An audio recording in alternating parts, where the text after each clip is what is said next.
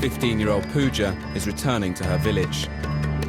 She's just had an operation that she hopes will change her life.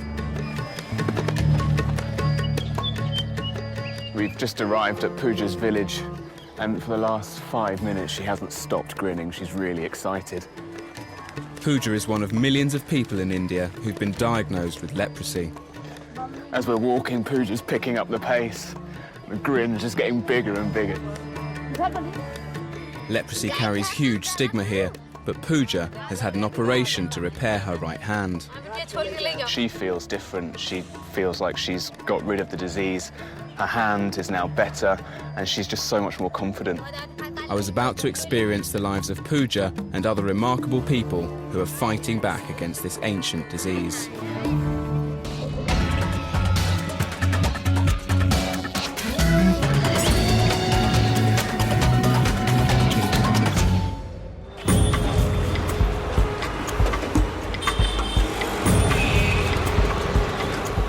Hyderabad, which is one of India's fastest growing cities. It's busy, it's modern, and it's economically booming. But I'm about to see a different side of the city. I'm heading to the outskirts to a leprosy colony called Shantinagar.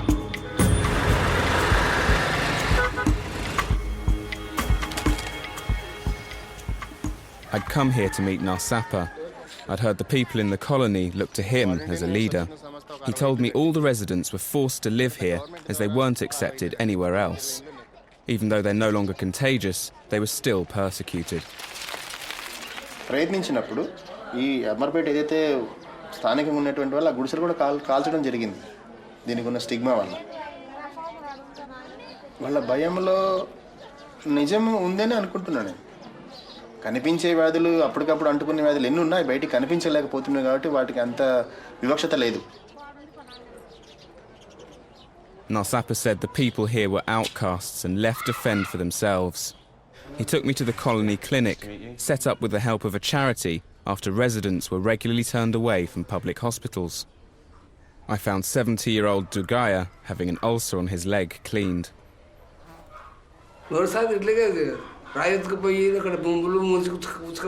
Dugaya said leprosy had caused him to lose sensation in his legs. He said he'd accidentally burnt himself, and now infection from the wounds had spread across both feet. How often do you have to change the dressings? He told me the ulcers on his feet needed to be cleaned at least once a day to stop the infection spreading, but that's not always possible. He did do it yesterday, but before that he went more than 2 weeks without having it done because there just weren't enough supplies here in the clinic. The disease is prevalent all over the country. It leaves millions disabled.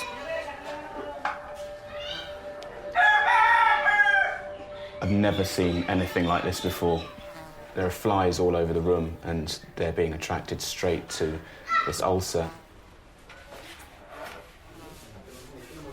Both feet are infected and the smell is incredible.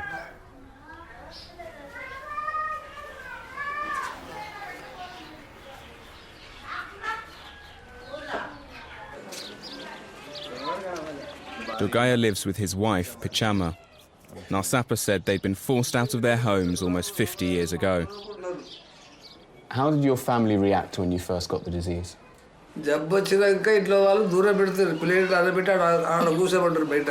Dugaya was 15 when he first found out he had leprosy, and his family would make him sit outside of the house.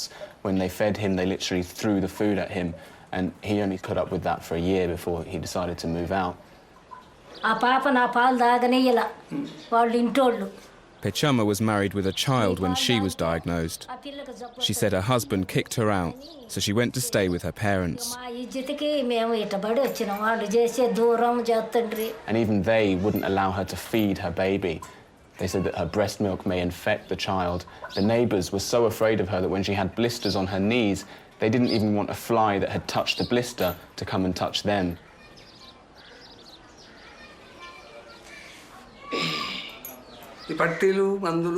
After leaving their homes, they married and found sanctuary in Shantinagar. They say it's thanks to Narsappa they've now got a bus pass, a rice ration and a pension.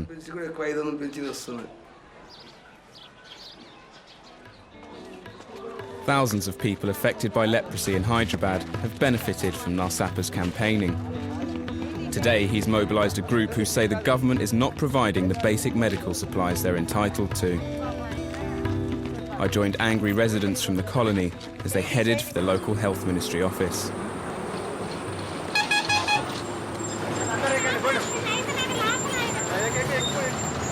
Thus, the town's finally turned up. This was the first time I'd seen Narsapa and the others outside of the colony. It was clear some on the bus weren't comfortable with their presence. Such is the stigma, many are terrified of catching leprosy. As soon as we got on the bus, there was a reaction from everyone who was already on. All the affected people have gathered together and are sitting on the same seats, and everyone else is whispering to each other. They clearly don't want to be on a bus with these people.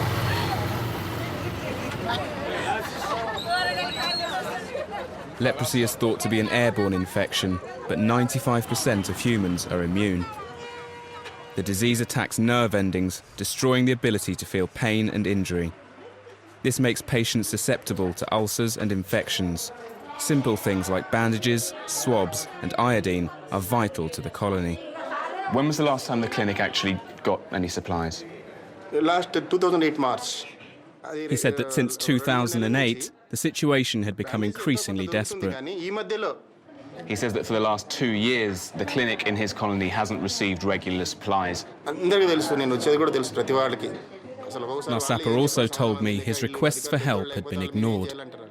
He's been here so many times, he's lost count, and the people who work here know his face. But whenever he speaks to them, they pass the buck. They say that without authorization from people higher up, there's nothing they can do. The local government official in charge of leprosy services agreed to meet him.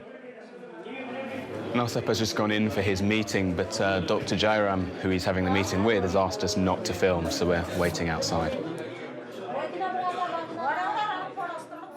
Apart from Narsapa, none of the people here were used to challenging the authorities. Narsapa's just had a 10-minute meeting with the doctor. He doesn't seem to have got very far, and so now everyone's been asked to go into the office. There are now 20 leprosy-affected people in this man's office. They're threatening that they're going to come back every week if they don't get the equipment they need.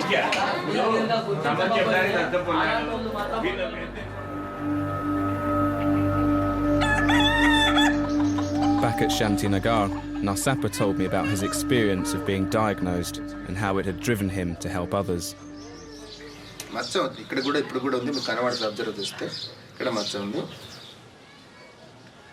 మేము మా అమ్మ ఒక hospital తీసుకెళ్ళింది అంటే ఇంకా నాకు ఇంకో కొడుకు లేడు ఇంకా వాడు సచిన కిందకి లెక్క అనే ఫీల్ వచ్చింది మా అమ్మ సచ్చదాకా కూడా ఏడిచింది నాకు. వ్యవహారం అంటే వాళ్ళు వివక్షత అనేది ఉన్నది. అసలు ఎలా అంటే మా నాన్న తీసుకెళ్ళాడు ఇచ్చిపల్లికి మాకు చాలా దూరం. అంటే ఈ ఊరికి ఎక్కడి నుంచి వస్తారు అక్కడి నుంచి వస్తారు ఇక్కడి నుంచి బయటికి వెళ్ళి చూసేవాడిని అనమాట. 19 సంవత్సరాలు ఏదైతే నేను నా అనుభవంలో నేను ఏవైతే సమస్యలు ఎదుర్కొన్నా ఇప్పుడు ప్రతి ఒక్కటి నాకు గుర్తొస్తూ ఉంటుంది అన్నమాట. తీపి అనుకున్నప్పుడు ఎక్కడైనా కూర్చున్నప్పుడు ఇది చేసినా గుర్తొస్తూ ఉంటుంది. నెక్స్ట్ జనరేషన్కి అలాంటివి జరగకూడదు, అసలు ఎవడు నష్టపోకూడదు, ఎవడు ఇల్లు తల్లిదండ్రులు వదిలి రాకూడదు అనే ఆలోచన నాకుంది.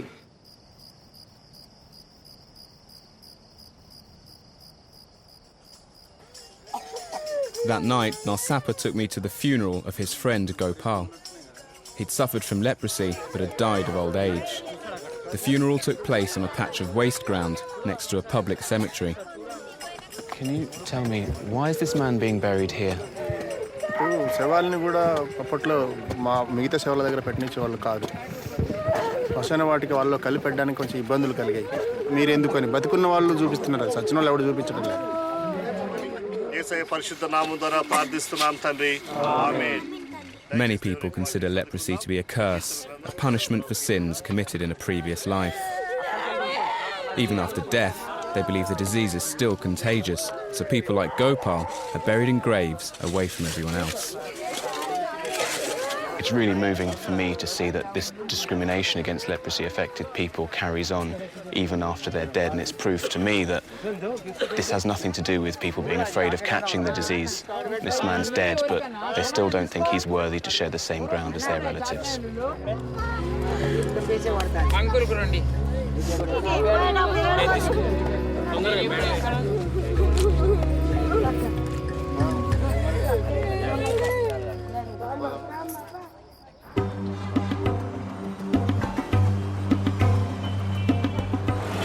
Every day, Narsapa gets calls from people asking for help. I followed him to the city to meet 36-year-old Datu. For many who've had leprosy, it's difficult to find work. Datu is one of tens of thousands who are forced to beg to survive. How long have you been begging for a living? Datu told me he'd been begging on the streets for 10 years. He said he makes less than £1 a day, with which he has to feed his whole family. He sleeps on the streets here as well. There's a special area where leprosy-affected people can sleep without being troubled by the police. How do people treat you? He said that when he's out begging, people won't put money into his hands. He has to hold out a tin so they can throw the money at him. Food stalls refuse to serve him. And if he asks for a glass of water, he has to bring his own cup because they won't let him drink from theirs. After being diagnosed with leprosy, Datu was driven from his home. He had to leave everything behind, including land he'd inherited. Since then, someone else has taken it over. Narsapa has convinced him to meet a human rights lawyer who might be able to help with the case.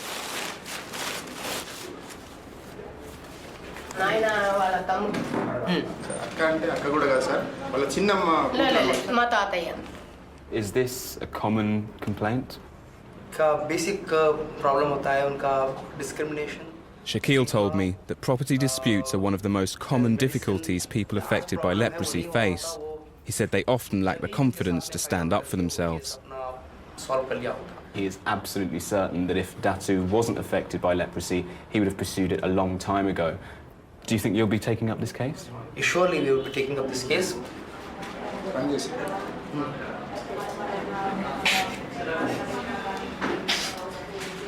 Good. भाई ये लोग ice के लिए इसमें क्या है?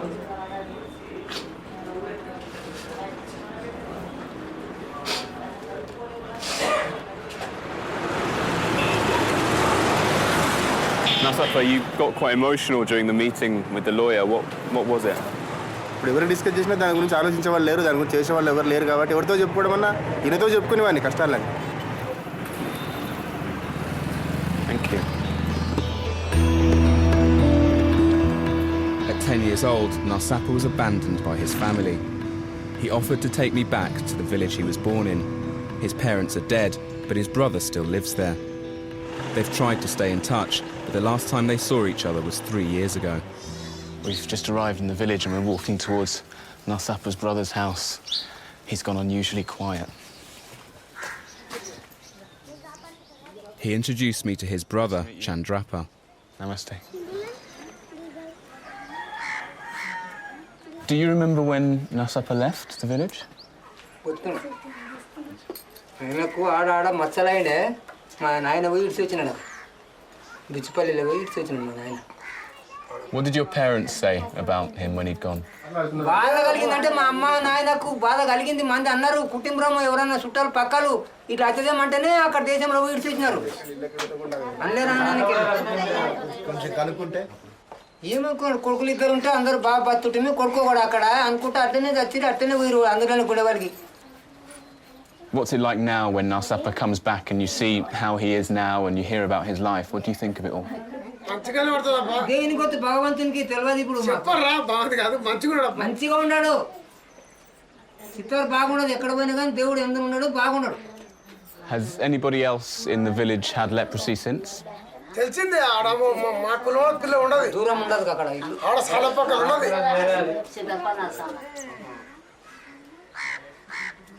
After everything Narsapa had experienced, he wanted to meet the girl and see if she needed help. సరే ఈ మాటల విషయం తెలుగులో చెప్పు, ఇంగ్లీష్లోనే చెప్తా సార్, మీరు తర్వాత ఏమైనా చెప్పండి. She is affected by leprosy. Are you sure? Yes, How can you tell? because the blisters are here. మీరు ఎవరు మాట్లాడొద్దు దయచేసి, మీరు ఎవరు మాట్లాడొద్దు. నరాలు వస్తాయా మనకి ఇక్కడ? నరాలు అన్ని గుంజుతాయి కదా? అన్ని డాక్టర్లు ఎవరు రారా మీ దగ్గరికి? ఇంటికి రారా ఎవరు? This has just turned into a very sensitive situation. In English, Narsapa is telling me that he's 100% certain this girl has leprosy and he thinks it's quite an advanced case. She may even be contagious, but he can't say that. So he's telling everybody that she'll get treatment and she'll be absolutely fine. If he says anything other than that, she'll be cast out of the village.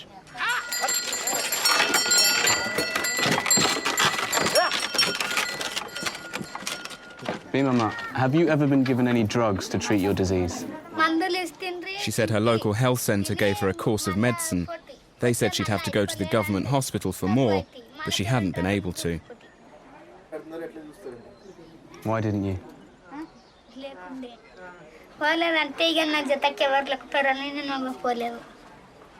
She says she doesn't have the money to go, and everyone in her house is either too ill or too old to accompany her.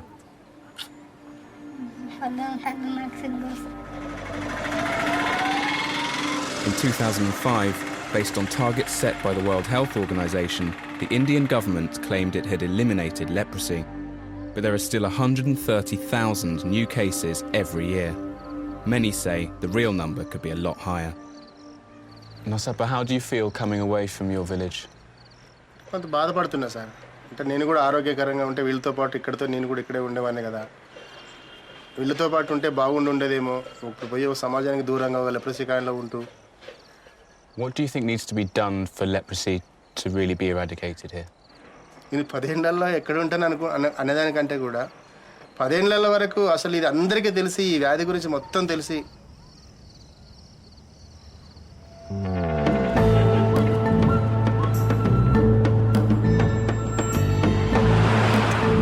We've travelled 700 miles north of Hyderabad to the city of Allahabad, which is home to India's busiest leprosy hospital. We want to find out how they help patients recover from the most debilitating effects of the disease.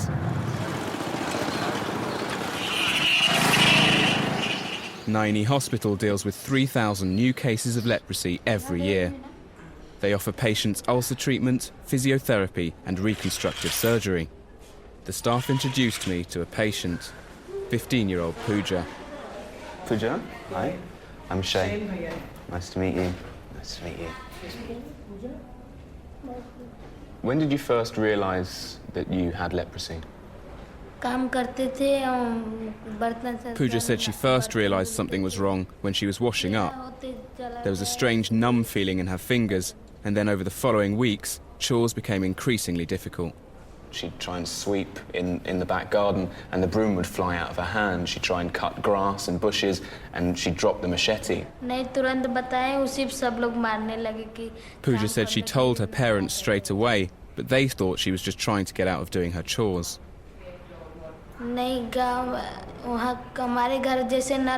People in the village instantly started talking. She'd be walking along to go and collect water and she'd hear people saying that she was infected with evil spirits, that the disease would never go away, that even once she'd been treated, she was going to be a risk to all of them.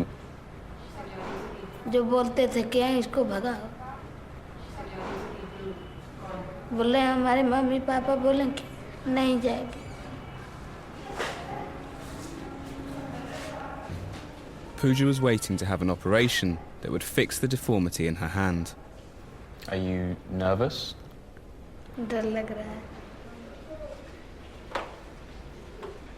Later that day, I followed Pooja to the operating theatre. The senior surgeon, Dr. Premal Das, explained that leprosy has damaged the nerves in Pooja's hand, making the tendons tighten and giving her clawed fingers. In her case, she is not able to bring her fingers up straight, so we decided we'll correct that. Right. Dr. Das's father and grandfather worked in leprosy hospitals. He carries out 500 operations like this every year. So this is Pooja's third operation. Yeah, the first one was to correct the forefingers. The second one was for the thumb. I don't do fingers and thumb at the same time. This is a really life-changing procedure, isn't it? I think the problem with leprosy is its deformity. And if we can reverse the deformity, most people in the villages will never know that she had leprosy. So that's the idea. Exactly. So a lot of it is not just functional, it has to be cosmetic as well. So yes, she would definitely make it easier for her to hold the pen and build her confidence in herself. So This hospital runs very efficiently, and they clearly do this a lot. As Pooja's operation's being finished, another patient's being brought in, and the same happened just before her. It means they can get through a huge number of patients here every year.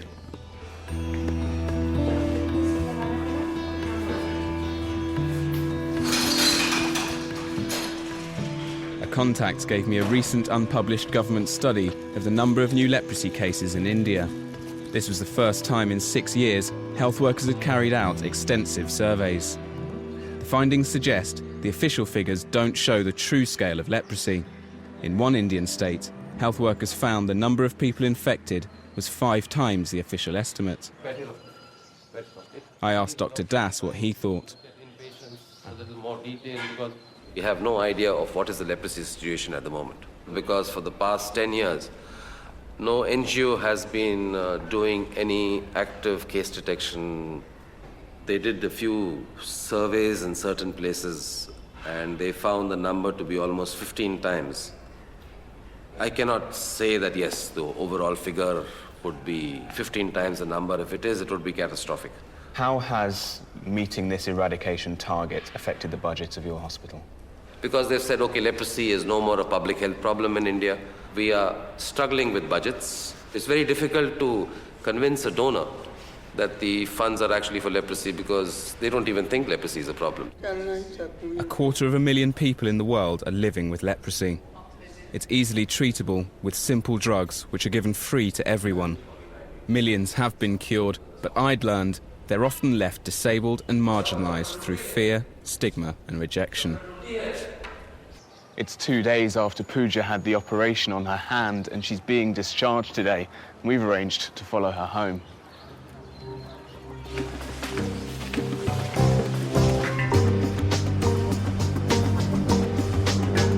Although she was nervous about seeing the other villagers, Pooja was looking forward to seeing her family.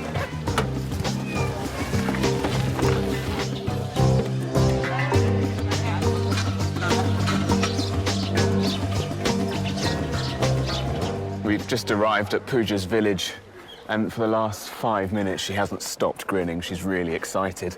She's going to lead me to her house now. Okay? As we're walking, Pooja's picking up the pace. The grin is just getting bigger and bigger. Okay. Namaste. Pooja's mother was there to welcome her home. Yeah? For now, she seemed happy, but her future is far from certain.